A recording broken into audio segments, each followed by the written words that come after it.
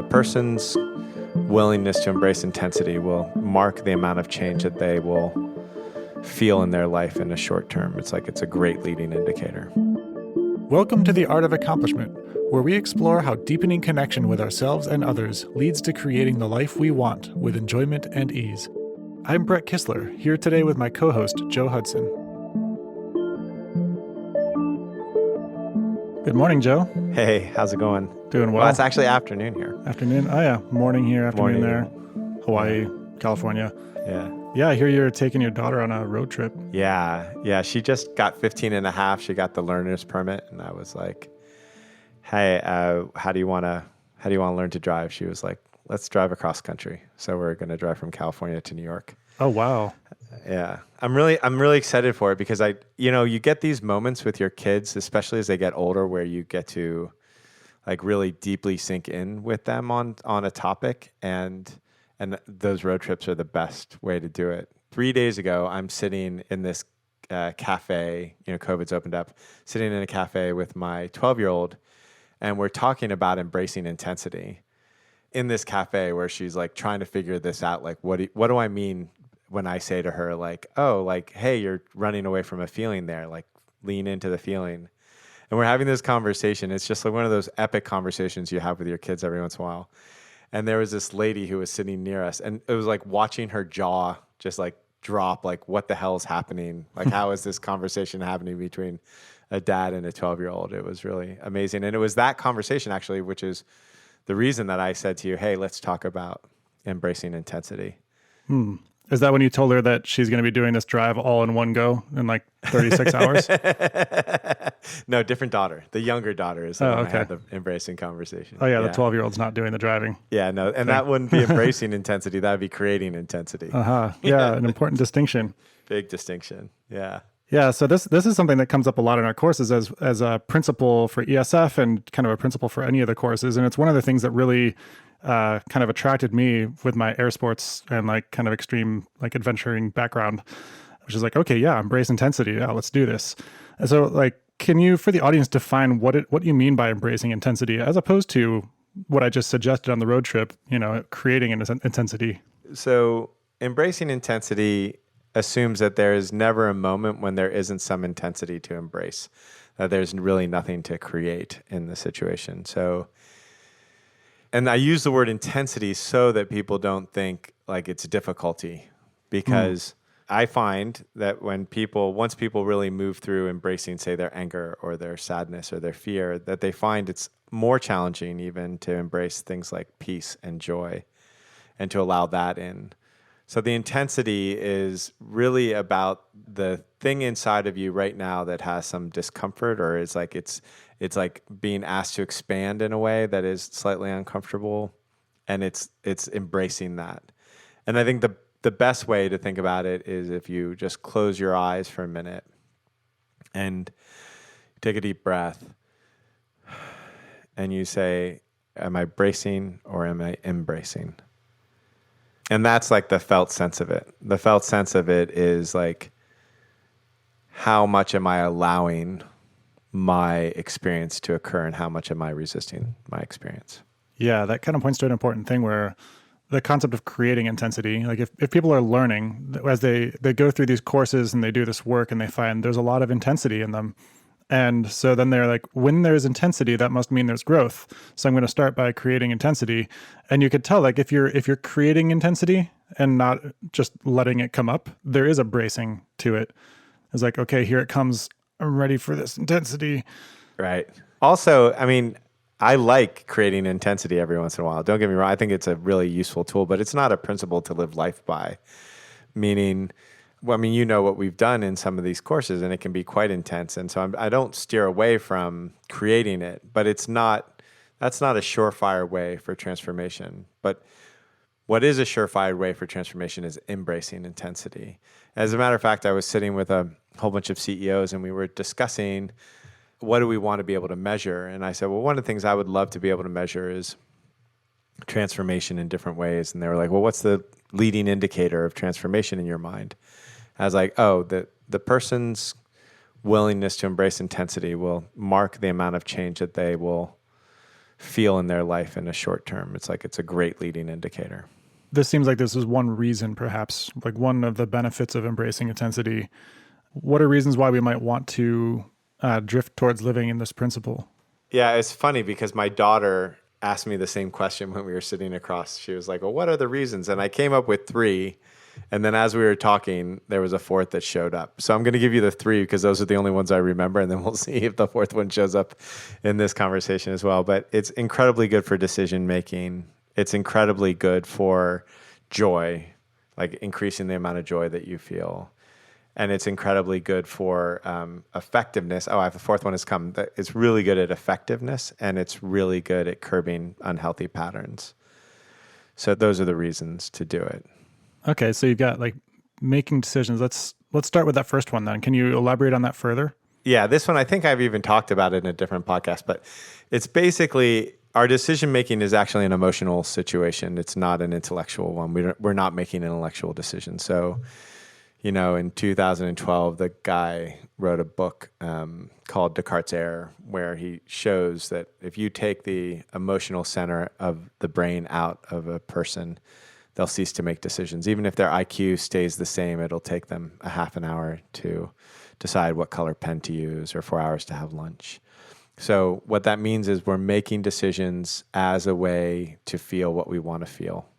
It means that we want to feel good and we want to feel loved and we don't want to feel like a failure and we don't want to feel shame. So we make decisions based on that, and we're using our logic to figure out which way we're going to feel. So the key to great decision making isn't logically thinking it through or being non-emotional. It's actually being completely willing to feel any emotional state. So if you're doing something, if you're scared to take risks because you'll fail, or you're scared to speak your truth because you're scared you won't be loved, or if you're more commonly scared to take a risk because the joy of success would be overwhelming to you and you'd feel like it would be taken away from you, so you avoid that feeling of accomplishment, which seems antithetical to people, but it happens all the time.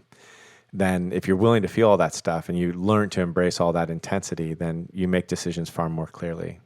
So there seems to be a link here between emotions and intensity. Like for many of us, to feel an emotion is intense, and to feel more emotion feels more intense. And this is our common pattern, tends to be that we suppress it at some point. Yes. Before it reaches some threshold that we're afraid will be dysregulated or like lose our shit. There is no real intensity in an action. There's only an intensity in a feeling, physical or emotional. So, if you were jumping off a cliff and you didn't have any emotional experience, it wouldn't be intense, with or without a parachute, outside of maybe the wind on your face and like that experience.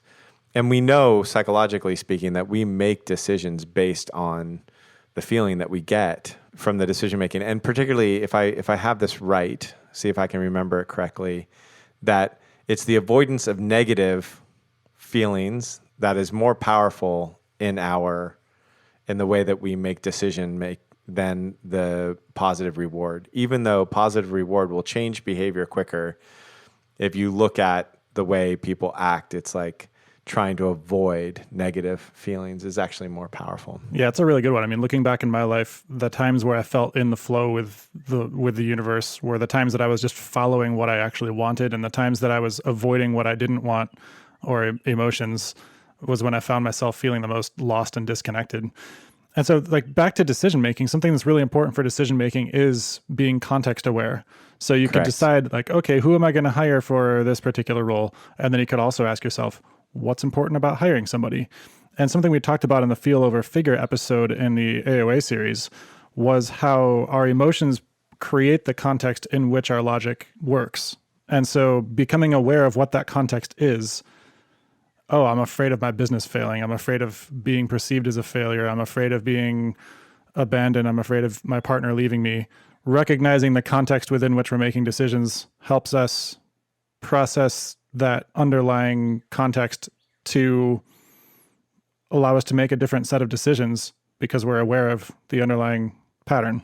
Yeah, just intellectually, that's true. And then on a more physical or emotional level, what is also happening is the more we embrace it, the more sensitive we become to it. And the more sensitive we become to it, the more aware we are of it. So when I first started, and we've had an episode about this too, I think, where it's like you didn't think you felt fear for a while, and then you're like, holy crap, I'm feeling it all the time. And it's like, it's the same thing with my world. It was like, I'm not feeling that emotion. And then, oh, wow, I am feeling it. And so you just become more and more sensitive to these emotional states from embracing intensity. Yeah. Yeah, so we'll make that a subcategory number 5 for reasons, is that increased sensitivity is amazing because it's not just a sensitivity towards your own, but it's your sensitivity towards others. So you'll be in a conversation with a counterparty, say in a business situation, and you're so aware of their emotional state because you're so aware of yours. And it's like an incredible thing to be able to hang out with people and be aware of that in a way that allows you to create healthy, amazing relationships. Yeah, it makes you more perceptive to, the energy in the room. Yeah. Yeah, exactly. So moving on to what's something along the lines of curbing addiction or stopping unhealthy patterns. Yeah, so the thing about all addictive cycles is that there's a moment where you're feeling something that you don't want to feel, that you move to the addiction, right? So it's like, I don't want to feel the want for a cigarette would bring me to the cigarette, or I don't want to feel the negative voice in my head brings me to, or the shame that the negative voice in the head brings to me. I don't want to feel that. Therefore, I'm going to move to television. Or I don't want to feel out of control, so I move to anger. But if you're good with feeling all those things, then there's no reason to move to the addiction. And there's no reason to particularly have the shame around the addiction. So if you just feel into it, it really helps curb negative behaviors. So this is speaking to addictions, but also it can be any kind of behavioral patterns that we have. So like drama triangle patterns. Like, I'm not willing to feel my helplessness, so I try to avoid that by solving everyone's problem and infantilizing them. Right, yeah. So that's the second way. The second way in which it curbs negative behavior patterns isn't just the addiction. It's this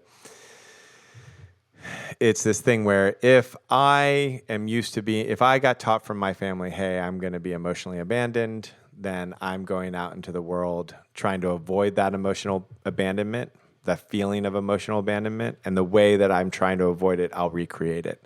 So, for instance, I used to, when I was recreating the pattern of emotional abandonment, I would get angry whenever I saw that I was starting to get abandoned as a way to avoid feeling that feeling.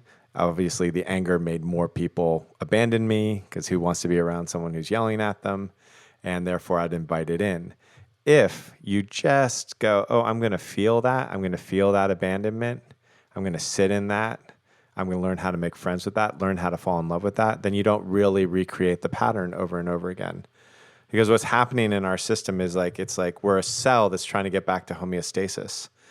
And if we weren't allowed to feel something, we're going to recreate that negative pattern in our life over and over and over again until we feel it. And then once we felt it, then we don't have to recreate the pattern. And so you see this happen all the time in people, recreating the patterns, all to avoid a feeling. As soon as, in my work all the time, I see this, as soon as someone fully falls in love with the feeling they're trying to avoid, the pattern stops, the negative pattern. It's the quickest way to stop a negative pattern in your life. Yeah. So it brings back to a metaphor that I've had for emotions, which is that they seem to be the way for our nervous system and for ourselves to self-organize itself back into homeostasis.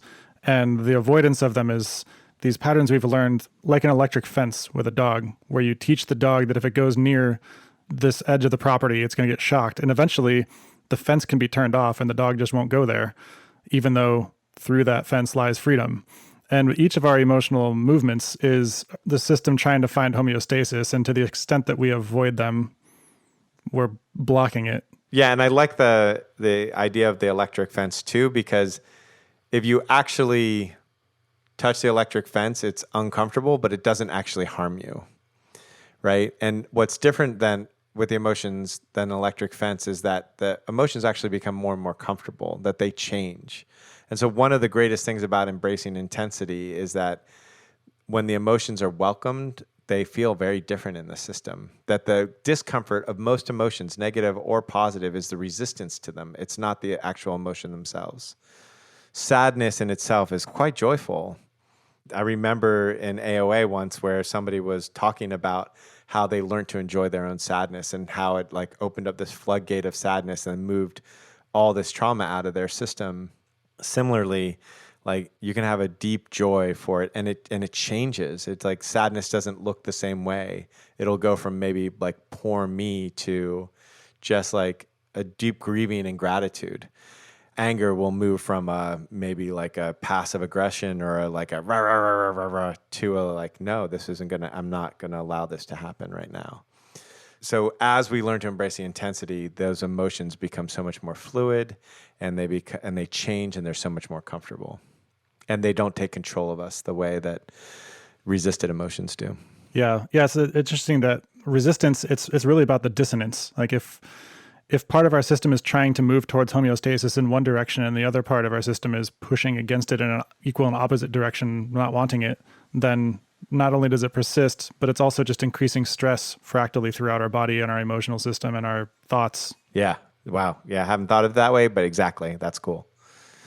Yeah. So I guess that's benefit 6. So we're on, is that it changes the way your emotional experience is, far more fluid. And I guess that would have impact on your body too. Like a lot of the diseases that are associated with ACEs, like adverse childhood experience scores, a lot of that just comes from there being a lot of chronic dissonance in the emotional and physical body.